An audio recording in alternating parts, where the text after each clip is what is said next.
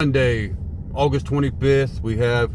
On Mondays, we do the hard truths about money. The number one reason you're not where you want to be financially isn't your income. It's that secret tax that no one really talks about, which is bullshit. Everybody's talking about inflation right now. The secret tax is inflation.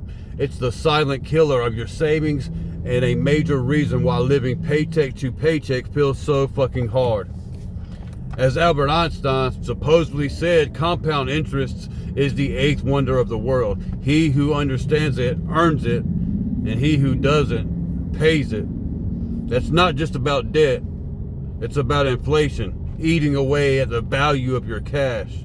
The key is to get your money working for you in assets like real estate that grow in value faster than inflation can eat them away. What's your best tip for fighting inflation? Please share it in the comments below. Thank you for watching. Have a great day. Boom.